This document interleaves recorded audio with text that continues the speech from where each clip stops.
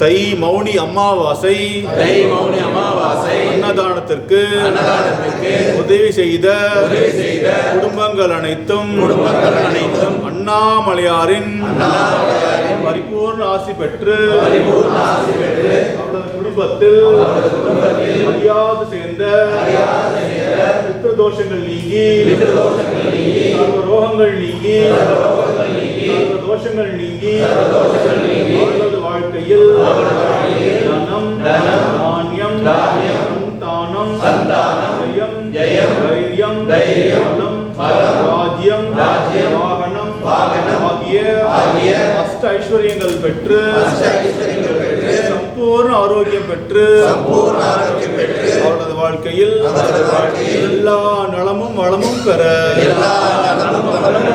எல்லாம் வல்ல அருணாச்சலேஸ்வரரையும் பித்ரு தேவதைகளையும் பிரார்த்திப்போம். ஓம் ஹர பார்வதி பதயே. ஓம் நம சிவாய சிவாய நமோ. ஓம் நம சிவாய சிவாய நமோ. ஓம் நம சிவாய சிவாய நமோ. ஓம் சிவ சிவ சிவ சிவ சிவாய நமோ. சிவ சிவ சிவ சிவ சிவ சிவ சிவாய நமோ. சிவ சிவ சிவ சிவ சிவாய நமோ.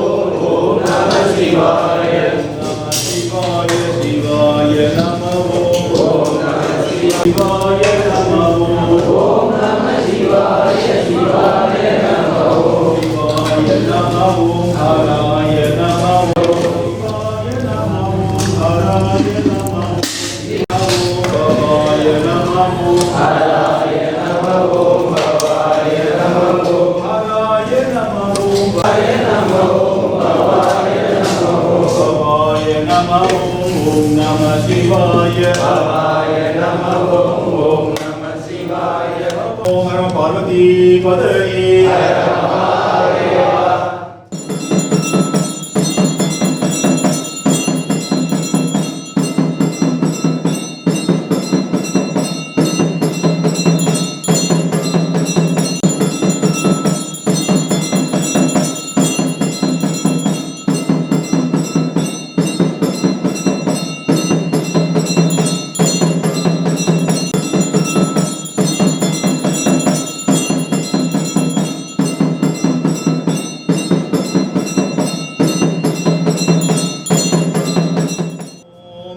பார்வதி பதயே.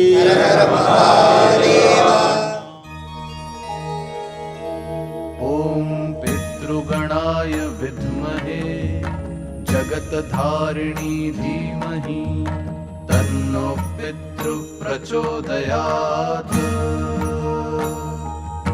ஓம் பித்ருகணாய வித்மஹே ஜகத்தாரிணி தீமஹி तन्नो पितृ प्रचोदयात्. ओम पितृगणाय विद्महे जगत्धारिणी धीमहि तन्नो पितृ प्रचोदयात्. ओम पितृगणाय विद्महे जगत्धारिणी धीमहि तन्नो पितृ प्रचोदयात्. ओम पितृगणाय विद्महे जगत्धारिणी धीमहि तन्नो पितृ प्रचोदयात्. ओम पितृगणाय विद्महे जगत्धारिणी धीमहि तन्नो पितृ प्रचोदयात्।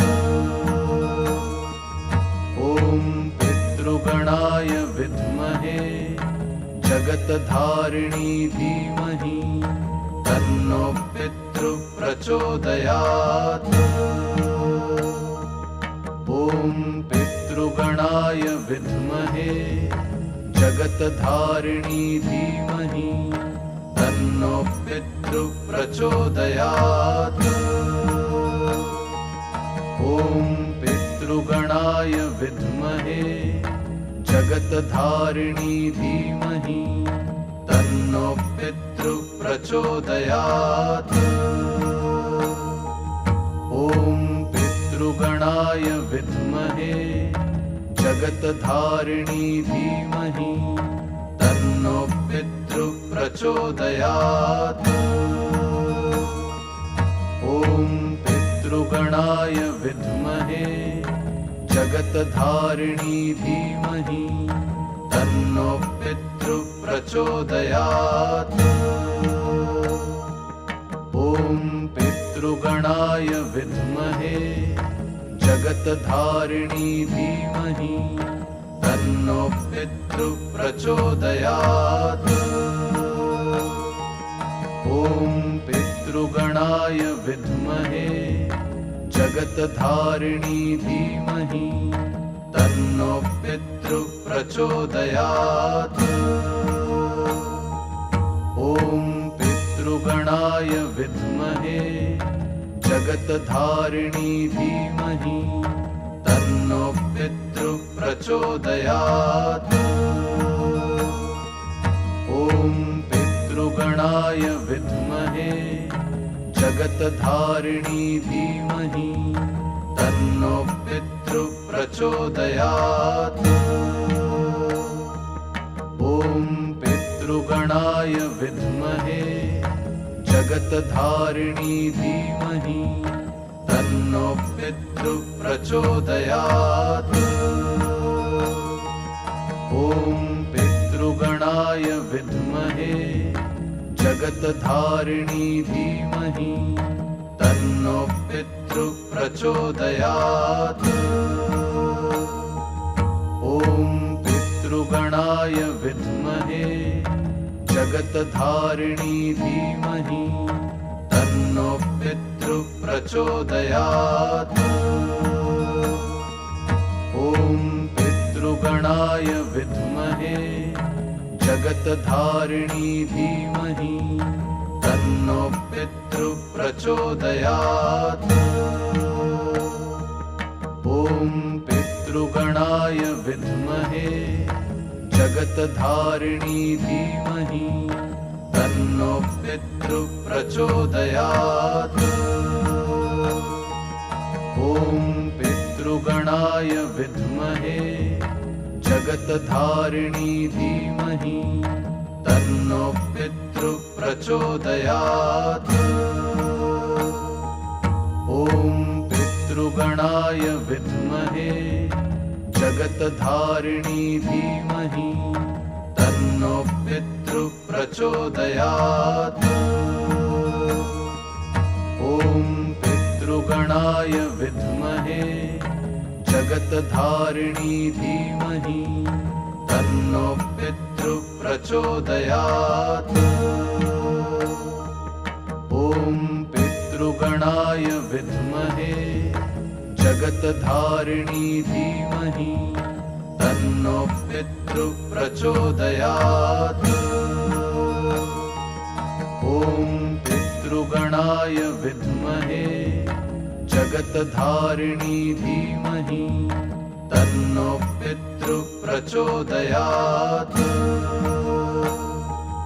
ॐ पितृगणाय विद्महे जगत्धारिणी धीमहि तन्नो पितृ प्रचोदयात्। ॐ पितृगणाय विद्महे जगत्धारिणी धीमहि तन्नो पितृ प्रचोदयात्।